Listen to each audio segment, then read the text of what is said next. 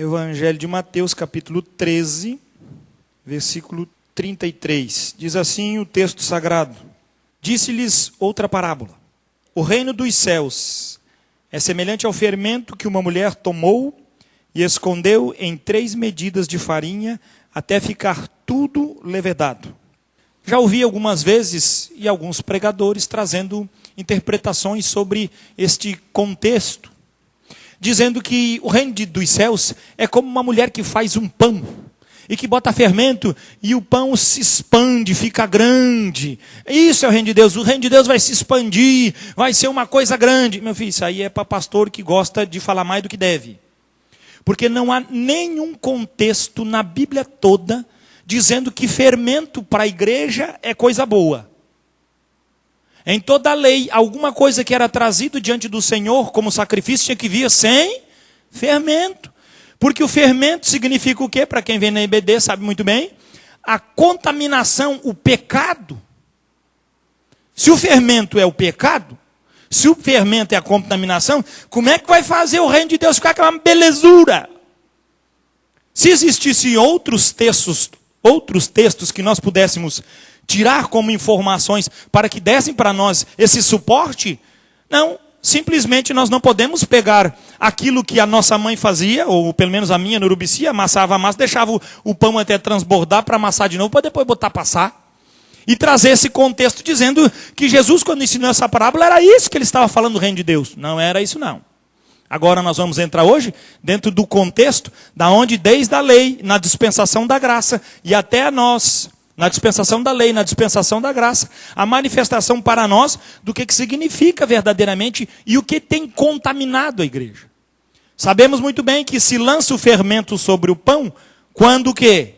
Quando a massa está gelada? Quando a massa está fervendo? Não. Lança-se o fermento na massa quando ela está morna. Está lembrando alguma coisa? A palavra do Senhor diz que nos últimos dias a igreja do Senhor, ela seria uma igreja gelada.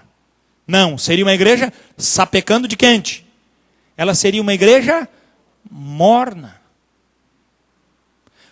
O tempo dos nossos dias são tempos propícios. E são tempos verdadeiramente onde a mornidão que tem tomado conta tem se manifestado de maneira extremamente maligna. Dentro da onde, irmãos? O que o texto está dizendo?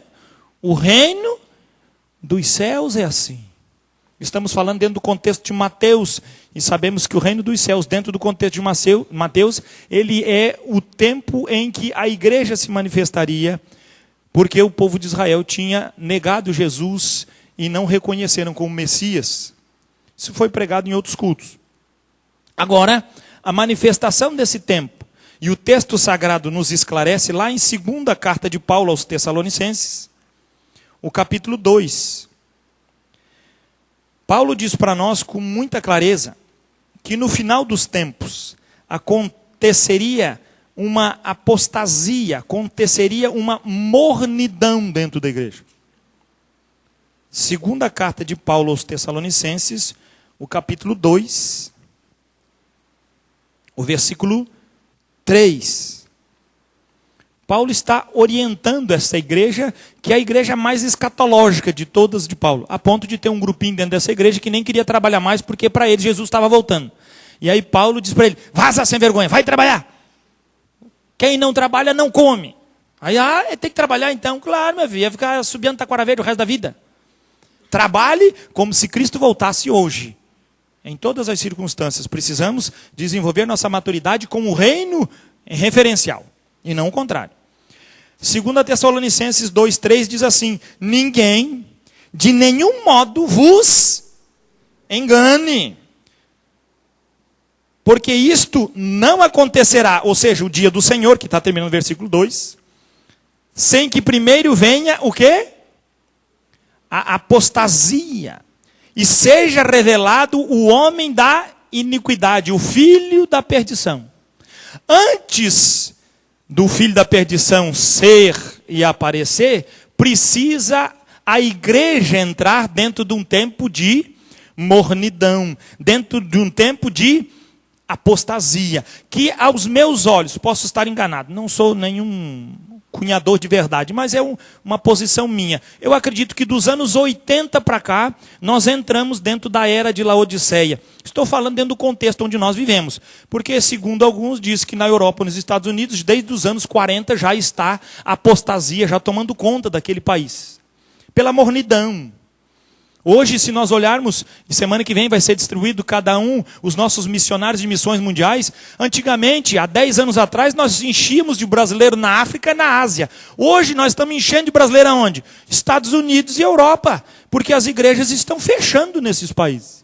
Porque a apostasia tomou conta, a mornidão fez com que o pecado estufasse a igreja e ela ficasse grande. Hoje pode tudo dentro da igreja, não pode? Não teve a primeira igreja batista, não sei de onde, lá de São Paulo, não ganhou o melhor bloco de samba? Saiu hoje aqui na BT. Ganharam, rapaz, nós somos fera mesmo, né? Imagina a irmãzinha, tudo com fio dental. Glória a Deus. Meu filho, você está rindo, mas é o absurdo do absurdo. É a loucura. Mas para eles, a coisa mais normal do mundo, que legal. Nós fomos evangelizar na praça e ainda ganhamos o primeiro lugar no troféu. Dá para entender uma coisa dessa? Isso é apostasia ou não é, meu irmão? Isso é mornidão ou não é? Nunca vi Jesus de biquíni na praia para ganhar os pescadores que estavam lá ou as mulheres que estavam andando. Jesus nunca foi e jamais usaria os subterfúgios mundanos para ganhar os que estão lá no mundo. Essa mentalidade diabólica que está tomando conta da igreja e cada dia mais forte, meu filho. E nós não estamos falando das igrejas lá de fora, estamos falando da igreja aqui dentro. Meu problema sempre foi as minhas ovelhas, nunca as ovelhas dos outros. As ovelhas dos outros pastores nunca me incomodaram. Elas não são joia para o outro pastor. Para mim, é aqui o bicho pega. A gente pensa que a apostasia... Não, basta, quando chegar a apostasia, a gente vai entender, meu filho. A mornidão tem tomado conta da igreja. O cara adultera e anda na igreja. O cara se prostitui e anda na igreja. Ele está aqui no nosso meio e ninguém sabe. Quem é que sabe? Aqui dentro, meu filho, eu só vejo um monte de arruelinha, todo mundo santo. Aqui, meu Jesus amado, aqui, credo. Se Paulo chegasse aqui, nós deixava ele fora, porque ele não é tão santo quanto nós aqui. Essa é a verdade da igreja hoje, meus queridos. E a palavra diz que ninguém vos engane, haverá uma apostasia. O termo original de, o apo é de a partícula, e a estasia é permanecer afastado. Ou seja, é algo que te tira do foco, é algo que te tira da verdade. E se acontecer com quem? Com a igreja. Por isso, o Senhor Jesus, quando propagou lá, dizendo que o reino de Deus era semelhante a uma mulher que colocaria o fermento dentro da massa. Nós sabemos bem como é o estado da massa para receber o fermento. E o inimigo, a vida inteira está tentando destruir a igreja, mas não consegue, porque quando ele vem com suas artimanhas, a igreja está preparada, a igreja está quente, a igreja reage. Mas nos últimos dias, essa igreja vai estar contaminada, prostituída com o mundo. Ela vai aceitar as coisas do mundo como verdade. Ela vai interagir com o mundo. E ela vai entrar dentro de um período de apostasia. Um período de permanência totalmente fora da visão daquilo que Deus traz como revelação. Carta aos Hebreus, capítulo 10.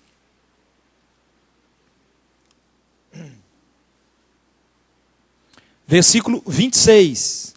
Novamente vou frisar, carta aos Hebreus não é carta de salvação. Carta aos Hebreus é carta de permanência. Essa turma aí era tudo hebreu, meu filho, hebreu judeu, guardava a lei, conheceram Cristo. Eles já vieram na batida da palavra desde pequenininho há 50 gerações. Então falar de salvação para judeu ou para hebreu era algo que eles não conseguiam botar na cabeça, porque eles eram um povo escolhido. Então essa carta, ela não traz o cunho de salvação, mas ela traz a revelação para aqueles que vão permanecer. E aqui, nessa carta, está dito que no meio daqueles que acreditariam em Jesus e creriam nele, eles estariam vivendo um tempo de apostasia, de engano. Como que se revela essa apostasia no nosso tempo? Hebreus 10, versículo 26. Porque se vivermos deliberadamente em pecado, ele está falando o quê? Para a igreja ou para fora? Para a igreja. Depois de termos recebido o pleno conhecimento da verdade, já não resta sacrifício pelos pecados. Pelo contrário, certa expectação horrível de juízo e fogo vingador prestes a consumir os adversários. 28. Sem misericórdia, morre pelo depoimento de 2 ou 3 testemunhas quem tiver rejeitado a lei de Moisés. 29. Quanto mais severo castigo julgais vós, será considerado digno aquele que calcou aos pés o Filho de Deus e profanou o sangue da aliança com o qual foi santificado e ultrajou o Espírito da graça? Ora, nós conhecemos aquele que diz: a mim pertence a vingança, eu retribuirei. E outra vez, o Senhor julgará quem? O seu povo. Horrível coisa é cair nas mãos do Deus vivo. O povo morno é o povo que tolera o pecado. O povo morno é o que passa a mão em cima do pecado, sem tratar, sem extirpar esse pecado. Isso é mornidão. A gente pensa que mornidão, pastor, aquele crente meia boca. Tem crente meia boca que é crente fraco, e a Bíblia diz que nós precisamos andar com esse crente, para que ele fique um crente melhorzinho. Agora nós não estamos falando da qualidade do cristão, nós estamos falando da mentalidade do cristão na igreja, o qual, segundo as Escrituras, diz para nós, que eles, quando alcançaram a graça, receberam a graça, mas deliberadamente pecam, o que diz o texto? Ultrajaram a obra de Cristo. E hoje a igreja é um pensamento coletivo no meio da igreja.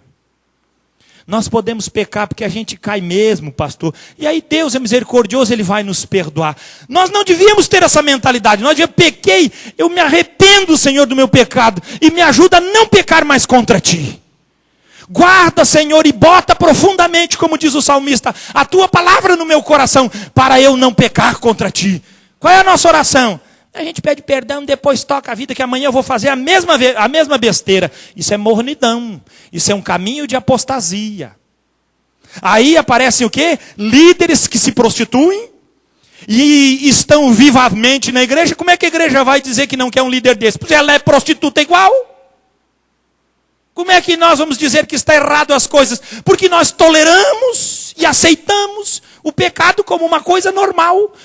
Acabamos de cantar uma música que diz que eu nasci de novo. Segundo Paulo nos diz em Gálatas 2, 19 e 20, ele diz que já não sou mais eu quem vive, mas Cristo vive. Quer dizer que Cristo vive em você, para você viver na prostituição, no pecado, na sua própria vida egoísta. Foi para isso que Jesus vive em você?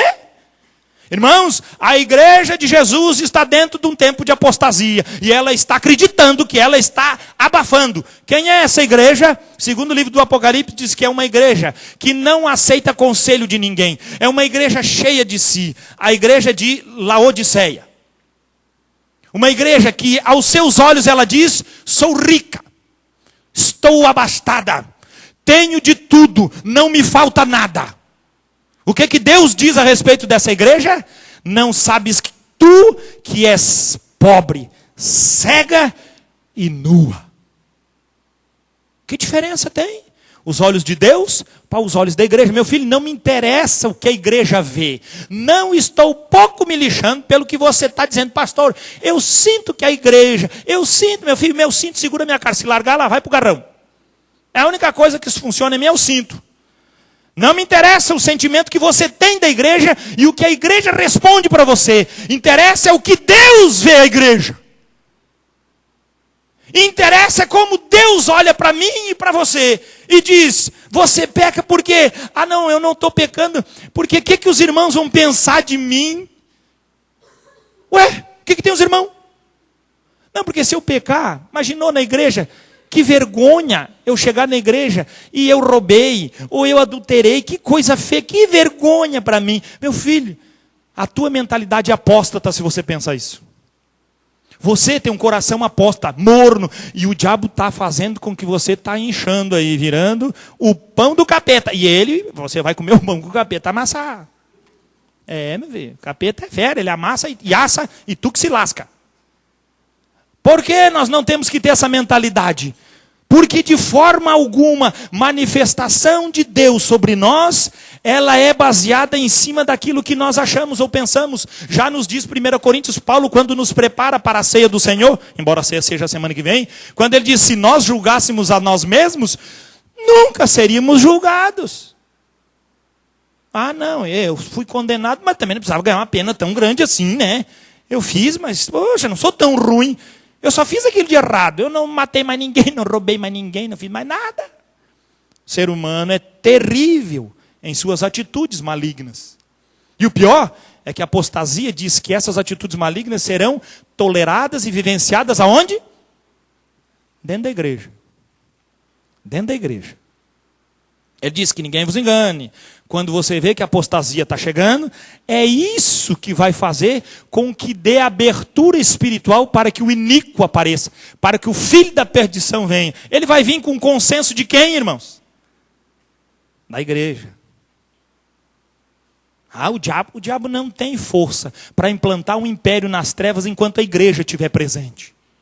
Porque há um espírito vivo no meio da igreja. Mas quando essa igreja é apóstata, quando essa igreja renuncia, quando essa igreja coloca os seus sentimentos acima da obediência de Deus e do Deus que serve, o que acontece? O inimigo aproveita isso. Porque Jesus já disse lá atrás, o reino dos céus é semelhante a uma medida de farinha lançada fermento. E entrando fermento, leveda toda a massa. Não tem igreja que vai escapar disso não, meu filho. Nem pense que nós aqui vamos ser muito diferentes disso. No nosso meio, hoje, já tem pessoas com mente moderna. Nós temos que compactuar com pessoas, quando dizemos que o sexo é só depois do casamento, compactuar com pessoas que dizem, não, pastor, isso era na cultura lá judaica, nós estamos num outro tempo. A nossa cultura hoje, ela pode fazer o que quiser, não tem mais esse fardo que nós precisamos levar. A Bíblia mudou de lá para cá, queridos. Mas a igreja aceita isso como uma verdade. Hoje tem igrejas em São Paulo de homossexuais porque cada um faz o que quer com o seu corpinho. Não é assim, meu filho? É ou não é? Cada um faz o que quer. A igreja tolera ou não tolera? Tolera. Mas isso é muito grande, isso é muito grave. Meu filho, é grave. Grave, sabe o que é grave? É quando o pecado que você comete, você fica preocupado se algum irmão da igreja vai descobrir, se o pastor ou se alguém sabe da sua fraqueza. E você acha isso grave. Sabe o que significa isso? Significa que você não conhece Deus. Você deveria chorar gritado, como um terneiro desmamado, quando você pecasse. Porque você ofendeu o Deus a quem você serve. O Jesus que pagou um alto preço por causa de você. E não por causa da sua vergonha na cara. Não por causa dos seus defeitos. Que vergonha na cara nunca tivemos mesmo? Foi o Senhor que pagou. E Ele precisa ser honrado. Estar, sim, estabelecido em primeiro lugar nas nossas vidas. Senão, a apostasia vai comer nós pela perna. 2 Pedro. Segunda carta de Pedro.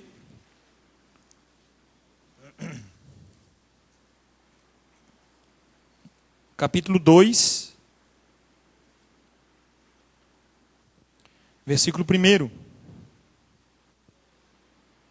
2 Pedro 2, de 1 em diante.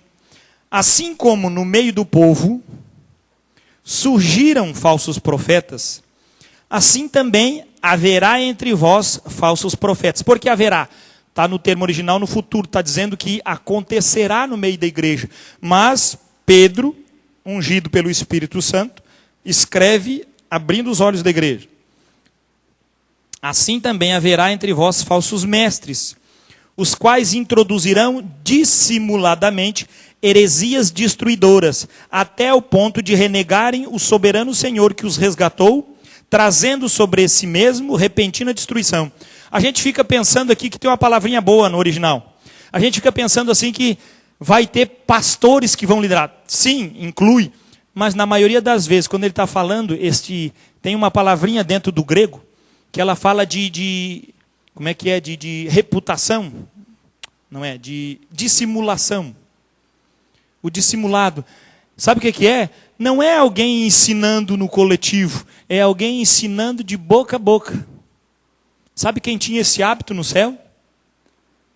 O céu estava totalmente certinho, redondamente organizado.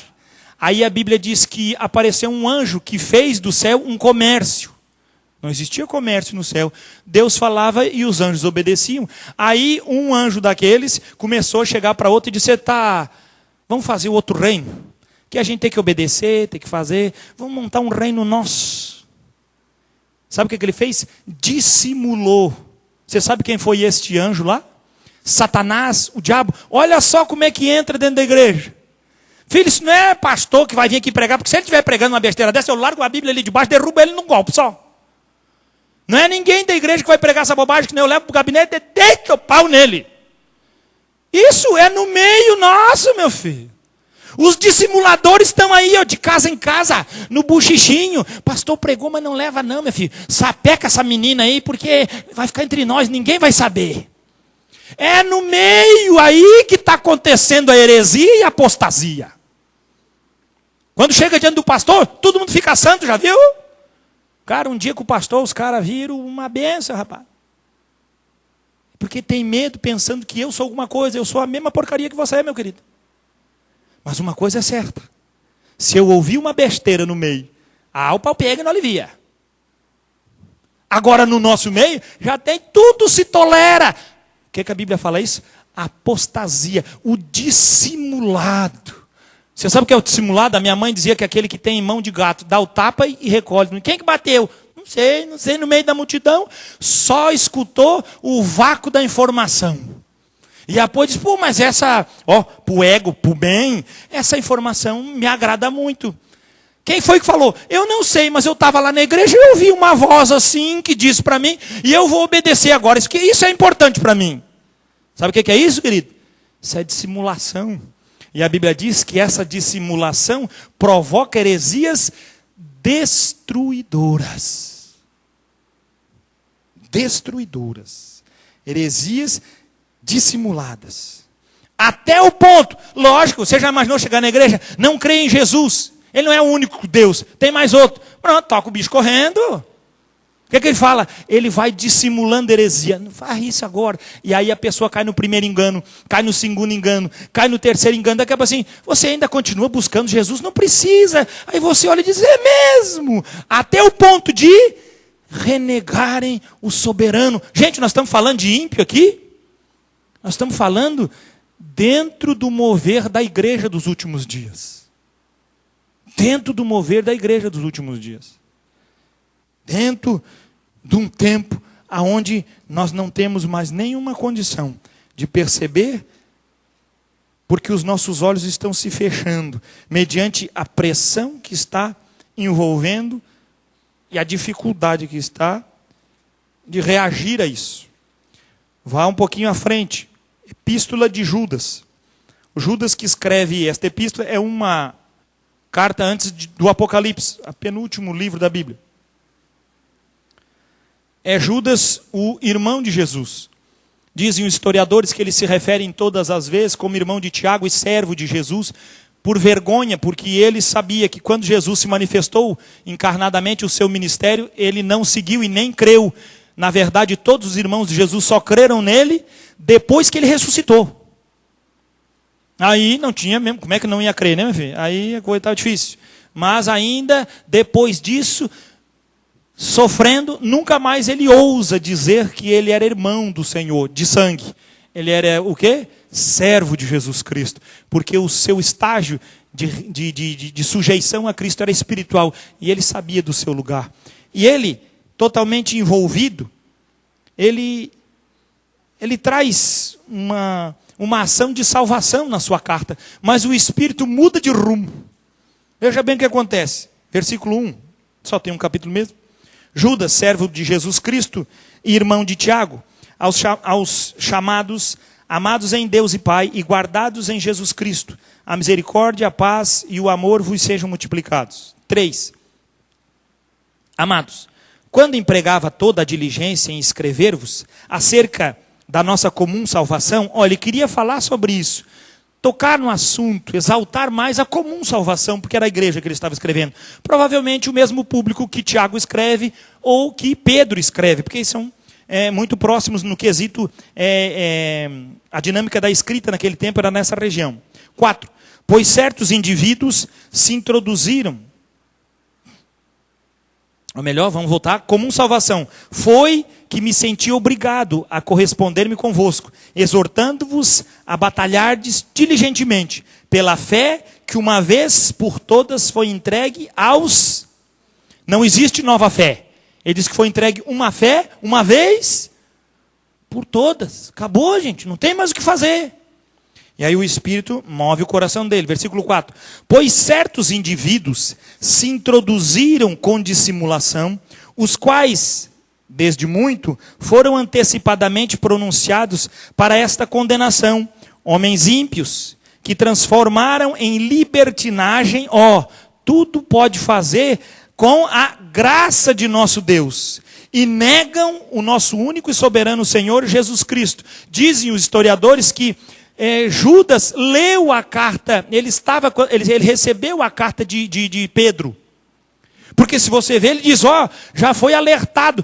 Pedro então avisa e morre depois, e algum tempo depois Judas recebe os escritos que andavam, ele lê aquela carta de Paulo e ele vê que no tempo dele, a previsão de Pedro lá atrás está acontecendo. E ele diz, gente, aquilo que foi predito, aquilo que foi dito, que foi avisado para vocês não caírem, olha lá, está acontecendo, os dissimulados já estão no nosso meio.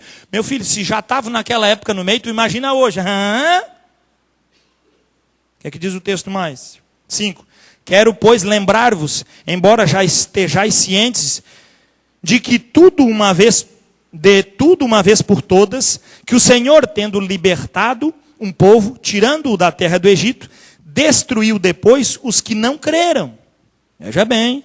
E a anjos, os que não guardaram o seu estado original, mas abandonaram o seu próprio domicílio, ele tem guardado sob trevas, em algemas eternas, para o juízo do grande dia, como Sodoma e Gomorra e as cidades circunvizinhas, que, havendo-se entregado à prostituição, como aqueles, seguindo após outra carne, são postas para exemplo do fogo eterno, sofrendo o quê? Punição. Pastor, por que havia punição, acontecia, e por que agora então os dissimuladores não são expostos, não cai fogo, não consome eles? Meu filho, é porque a igreja aceita eles no nosso meio. Porque a dissimulação está sendo aceita pela igreja morna dos últimos dias. A igreja gosta. Falou em bobagem, a igreja é a primeira a aceitar. Qualquer modinha que não tem pé nem cabeça dentro da igreja é um prato cheio. Todo mundo gosta de bobagem. Nunca vi tanta bobagem para gostar. 8. Ora, estes da mesma sorte, quais sonhadores alucinados, não só contaminam a carne, se prostituem e ensinam isso, como também rejeitam governo e difamam autoridades superiores. Tudo eles sabem. Tudo eles vivem. Eles são o conceito primordial de que nós podemos fazer tudo, ninguém tem que se meter na nossa vida. Esse é o conceito que nós ainda não estamos percebendo. Mas pegue o seu filho e veja na escola. Menininho de 5, 7, 8 anos, sendo totalmente discipulado, ensinado. Se o pai bater em você, vai na polícia. Se fizer isso, ninguém pode fazer nada com você. Você é o cara. Você pode. Você. Quando esse piá chega com 12 anos, ele está com 38 matando gente aí. E ninguém pode falar nada porque ele pode matar ou não pode. Eu não posso matar, mas um piá de 12 a 15, até 18 anos, pode sapecar quem quiser. Não vai para a cadeia mesmo, fica lá 2 meizinhos ali num reformatório feito a facão. Se quiser, porque senão pula o muro. O de Itajaí aqui mesmo essa semana, fugiu mais uma meia dúzia. E não tem nada que possa, mas a nossa sociedade faz. E a igreja o que diz? Amém, tá certo, tudo moderno. Alguém viu a igreja se levantar contra aquela alucinada louca que a Dilma botou lá para cuidar das mulheres do Brasil? Preparada em campos para fazer aborto? A igreja se levantou? Claro que não, a igreja aplaude. Quantos abortos são feitos dentro da igreja e todo mundo, mãozinha aplaudindo?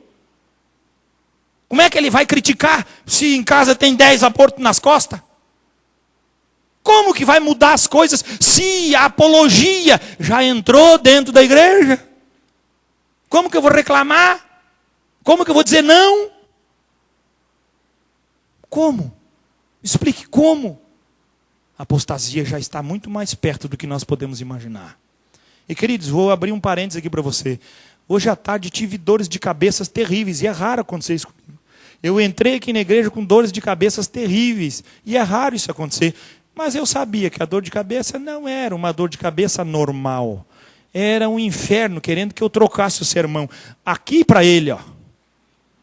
Vou falar até o fim. E quando sair por essa porta dessa igreja, a dor de cabeça vai para os quintos dos infernos, de onde ela veio, para atormentar, para tirar a verdade, a essência do evangelho. Porque se você quiser sair daqui hoje, apóstata, continue, meu filho, porque você vai ser o pão que o capeta amassou.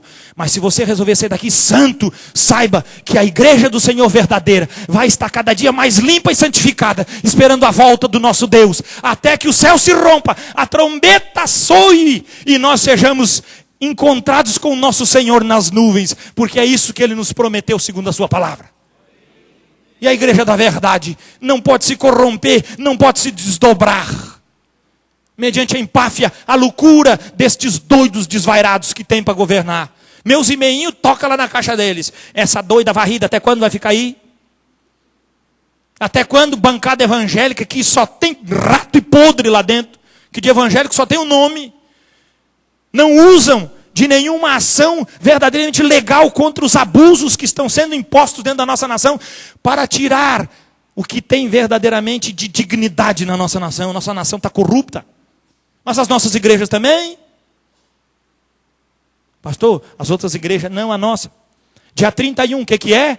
É o dia da reforma protestante. Mas aí no meio secular, o que é? É o dia das bruxas. Aí, dentro da nossa igreja, os pais metem um chapelão desse, pinta e dá uma vassoura para a filha para ela ir de bruxa para a escola. E eu tenho que aguentar isso nas minhas ovelhas. Dá para entender uma coisa dessa? Sejamos sinceros. Dá para entender uma igreja dessa? Não dá, meu filho. Não dá. Isso é apostasia ou não é? Ah, pastor, é discriminação, meu filho. Eu não sei, meu filho. Eu não sei. Mas 100%, só estou dando 100, ou não vou dar, 99. Que na sexta-feira da semana retrasada, que foi o carnaval nas escolas, na rede pública, ela deve ter ido com a bundinha de fora e com sainha de índia lá, porque a mamãe também mandou ela para o carnaval, porque faz parte da nossa cultura. Membros da onde? Que igreja? É nossa, aqui dentro, ó. Esse pastor dessa igreja deve ser ruim demais. A apostasia já entrou na nossa vida, querido. Quem que quer pagar o preço de dizer, meu filho não se vestirá jamais com essas roupas e com essa invenção diabólica, e mandar uma carta desse tamanho para o professor? Não vai participar desse negócio. Muitos fazem, mas se todos fizessem, os professores baixavam a guarda. Quando era pastor do Campeche, juntamos os professores todos, chegamos para a diretora e falamos, doutora, isso aqui é cultural? É, porque Franklin Cascais, é bruxa, faz parte da ilha, é cultural. Pergunta para os pais, faz uma enquete e vê quem é que apoia isso. Fizeram uma enquete, sabe quem respondeu? 5. Aí fomos para lá com a diretora de novo, vice, minha filha. 5 disseram que é cultural, que é legal, que o filho pode participar. O resto, se tiver, faz, se não tiver, não faz. O que aconteceu? Tirou a agenda da escola toda, tinha. Lá no Campeche não tinha, porque a igreja estava presente. Porque a igreja diz, aqui não vai fazer bagunça. Nós todos sabemos, irmãos. O carnaval é uma festa tipicamente brasileira. O Mauro trouxe para nós semana retrasada aqui. 75% dos brasileiros fogem para longe do barulho, da confusão. 75% vaza porque não quer compactuar com o carnaval. Odeia essa festa. Mas nós temos na mídia dizendo para nós que tem que ser, tem que ser, tem que ser. E nós acabamos tendo. Aí temos até o bloco de samba, porque nós temos que estar culturalizado. Temos que fazer parte do nosso contexto. Apostasia, meu filho. Apostasia, engano. Engano terrível. 9. Contudo, o arcanjo Miguel, quando contendia com o diabo, e disputava a respeito do corpo de Moisés, não se atreveu a proferir juízo infamatório contra ele. Pelo contrário, disse: o Senhor te repreenda. 10. Estes, porém, quanto a tudo que não entendem, estas pessoas, os dissimuladores, difamam. E quanto a tudo que compreendem, por instinto natural, não é obra do Espírito. Como brutos sem razão, até nessas coisas se corrompem. Ai deles, porque prosseguiram pelo caminho de Caim. O que Caim fez? Trouxe para Deus uma oferta, mas a oferta era do seu trabalho e não vinha com sangue, e oferta sem sangue, sem Jesus, Deus não aceita. Deus não aceitou, e o que ele fez? Irou-se contra seu irmão Abel, atentou contra ele e o matou. Meu filho, se não é aceito, olha só o dissimulado como é que é. A hora que é exposto, ele guarda aquilo no coração, mas na primeira oportunidade ele mata. É o caminho de Caim. E movidos de ganância, se precipitaram no erro de Balaão. Quem era o Balaão? O profeta usado por Deus, querido. Que por ganância, por din-din, din-din. A igreja hoje fala muito de din-din. Bastante.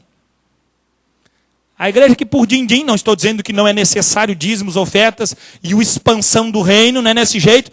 É aquelas ofertas meia sem pé nem cabeça. Aquelas ofertas meia escusas, que ninguém sabe, que não se presta conta, que se vem e se vai e ninguém viu nada. Aqui nessa igreja não funciona desse jeito. Pastor não mete mão em dinheiro, passa tudo para a tesoureira. Por quê? Porque sabemos do valor das coisas espirituais. Mas aqui diz que Balaão, quando foi chamado para amaldiçoar o povo, ele conseguiu. Não conseguiu, Deus tomava conta dele e ele abençoava. Mas ele foi e por ganância, por dinheiro, ele ensinou o rei dos midianitas a levar as meninas bonitas ao arraial dos hebreus, e ali eles se prostituíam, e Deus deixou de manifestar o seu poder sobre aquele povo, porque ele se corrompeu, não era mais um povo santo. E o que aconteceu? Caiu uma peste, matou quantos num dia? Mais de 20 mil pessoas num dia só. Meu filho, que mais? Pereceram na revolta de Corá. Toca no calo dele, busca o quê? O que Coré procurou? Que a terra engoliu ele. O que ele queria? Não é só Moisés, Arão e Miriam. Nós também temos aqui, Deus fala por nós. Queriam o quê? Poder. Queriam o quê? Ser vistos e contemplados por todos. Meu filho, mudou muito. Pode ter mudado a mosca, mas o pacote é o mesmo. 12. Estes homens são como rochas submersas. Qual é o temor de um navio no meio do mar? Uma rocha submersa. Ele não sabe. Ele vem com o seu navio andando a 60 por hora e daqui a pouco tem uma rocha submersa. O que acontece com ele? Ele é parado instantaneamente, rasga o casco e afunda, vai a pique. Ele diz: estes insensatos, estes loucos são o quê? Como rochas submersas. Em vossas festas de fraternidade, na festa ágape que o povo tinha, banqueteando-se juntos, sem qualquer recato. Ando tudo junto, gente. A gente vai ganhar ele para Jesus. É um safado sem vergonha, mas a gente vai ganhar ele para Jesus. Filho, não engana. Você quer ganhar alguém para Jesus? É com a palavra de Deus, é com a oração, não com a amizade meia boca. Não com a amizade morna e apóstata. Se ganha pelo que você é, e não pelo que você tem que ganhar dos outros para fazer uma amizade boa, para depois falar de Jesus. Quem quer ser meu amigo? Tem que saber em quem eu confio, em quem eu creio. E tenho vários amigos que sabem muito bem da minha posição como cristão, da minha posição como pastor, e que não frequentam essa igreja, mas abriram sua casa para que eu tivesse a oportunidade de falar de Jesus para eles e continuar amigo do mesmo jeito. Mas ele sabe. E tem consciência bem clara quem eu sou, o que creio e o que eles sabem também. Próximo. Pastores que a si mesmos se apacentam. Nuvens sem água impelidas pelos ventos. Árvores em plena estação dos frutos, destes desprovidas. Duplamente mortas, desarraigadas. Ondas bravias do mar, que espumam as suas próprias sujidades. Estrelas errantes, para as quais tem sido guardada a negridão das trevas para sempre. Quanto a estes foi que também profetizou Enoque, o sétimo depois de Adão, dizendo: eis que veio o Senhor entre suas santas miríades, para exercer juízo contra todos, e para fazer convictos todos os ímpios, acerca de todas as obras ímpias que impiamente praticaram, e acerca de todas as palavras insolentes que ímpios pecadores proferiram contra ele. Os tais são, o quê? Murmuradores. Tem crente, cara, que nada tá bom, bicho. Quer filho, aí ganha o filho. Aí chora diante de Deus, murmura porque quer filho. Aí ganha. Aí ganha filho, murmura porque tem filho. Aí perde o filho. Aí murmura porque quer marido. Aí ganha o marido. Aí murmura porque o marido incomoda. Mas, meu Deus do céu, rapaz. Isso não é lá fora, não, cara. Aqui é dentro da igreja. Nunca tá feliz com nada. Tá sempre com a cara amarrada. Tudo tá ruim na vida. Nada vai para frente. Sabe o que tu é? Tu é uma nuvem sem água. Tu é uma rocha submersa. Desgraçado, vê se acorda de uma vez. Porque é impossível, cara, que o cara não caia a ficha para a realidade. Nada funciona para ele. Tudo tem que ter. Isso é coisa do inferno, gente. Isso faz parte do fruto da apostasia. Nada tá bom. Aí o capeta fala o que ele quer. Ai, que boa, essa que eu precisava escutar. Abra os ouvidos, cara. A transformação vem pela modificação do evangelho que vai fazer a sua vida ser transformada. 16, os tais são murmuradores, são descontentes. Olha aí, nada tá bom. Andando segundo as suas paixões, só quer para si. A sua boca vive propulando grandes arrogâncias. São aduladores dos outros. Quando ele começar a adular você, meu filho, pica a mula. Porque ele vai adular, o que diz? Por motivos interesseiros. Ele só fala bem de alguém quando quer ganhar alguma coisa. Tem dentro da igreja esse povo? Tá cheio, rapaz. Não pensa que eu estou falando para você, não. Estou falando para você e para mais uma meia dúzia aí, meu filho. 17. Vós, porém, amados, lembrai-vos das palavras anteriormente proferidas pelos apóstolos de nosso Senhor Jesus Cristo, os quais vos diziam: no último tempo haverá escarnecedores, andando segundo as suas ímpias paixões. São estes os que promovem divisões sensuais, que não têm o Espírito. Vós, porém, amados, edificando-vos na vossa fé santíssima, orando aonde? No Espírito. Guardai-vos no amor de Deus, esperando a misericórdia de nosso Senhor Jesus Cristo para a vida eterna. E compadecei-vos de alguns que estão na dúvida. Tem uns que estão na dúvida aí, vão ajudar a galera. Salvai-vos, arrebatando-os do fogo. Quanto a outros, sede também compassivos em temor, detestando até a roupa contaminada pela carne, pelo despojado prazer do corpo. 24. Ora, aquele que é poderoso para vos guardar de tropeços e para vos apresentar com exultação, imaculados diante da sua glória, ao único Deus, nosso Salvador, mediante Jesus Cristo, Senhor nosso, glória, majestade, império e soberania, antes de todas as eras e agora e por todos os séculos. Amém. Para encerrar, 2 Pedro, volte um pouquinho. Já que ele começou lá em Pedro, Pedro dá a solução para nós aqui.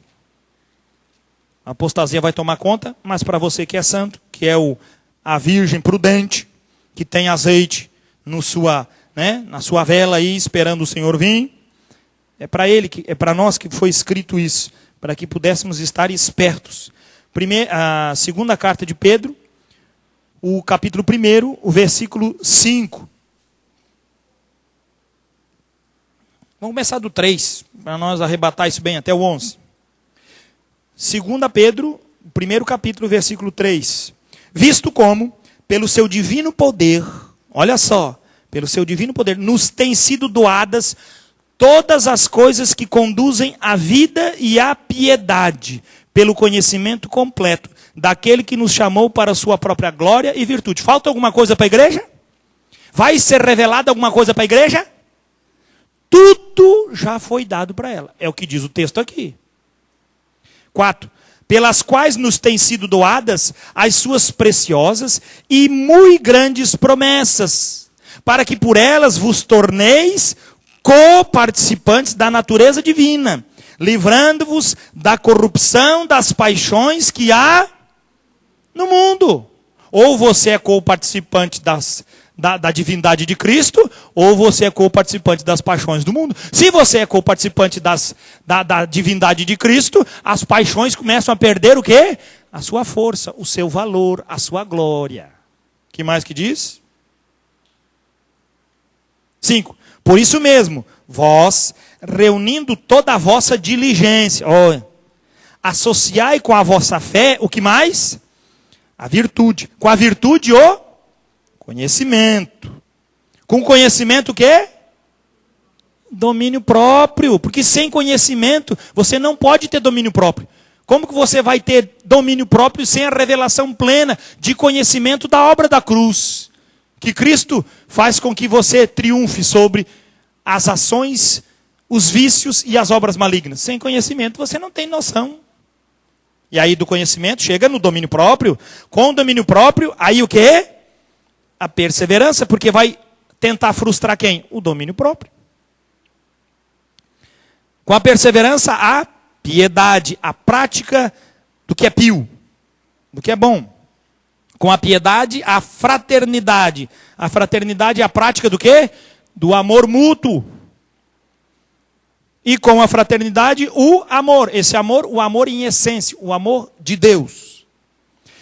8. Porque estas coisas existindo em vós, veja bem, e em vós aumentando, fazem com que não sejais nem inativos, nem infrutuosos no pleno conhecimento de nosso Senhor Jesus Cristo.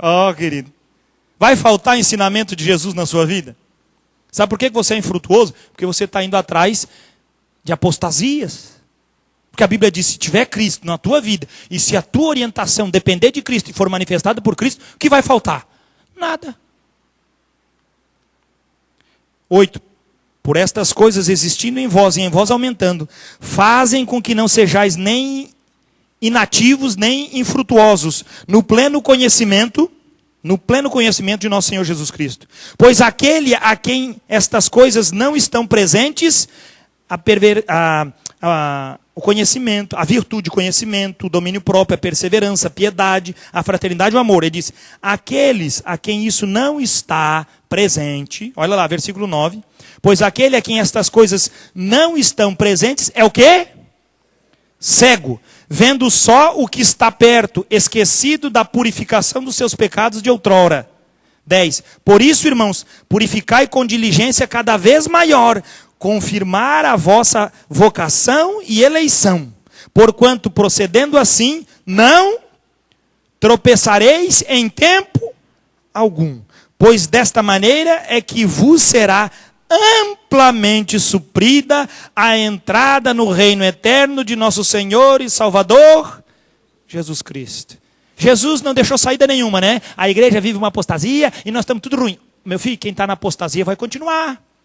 Mas a Bíblia diz que em Cristo Jesus nós recebemos amplamente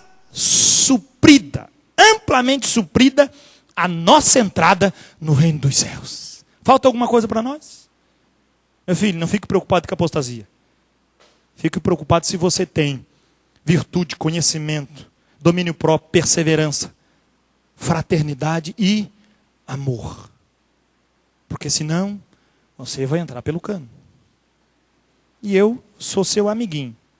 Estou aqui apenas para desafiar o seu coração a crer e observar o que verdadeiramente e aonde está a sua vida e aonde não está a sua vida na presença do Senhor. Como saber identificar isso? A palavra disse. Como saber desenvolver nosso conhecimento diante de Deus? Está aí. 2 Pedro 1, de 3 até 11. Responde tudo. Está tudo esmiuçado. É só você ter um coração diligente, aplicado, obediente. Dessa forma, é impossível que você esqueça o caminho da virtude que vem do céu.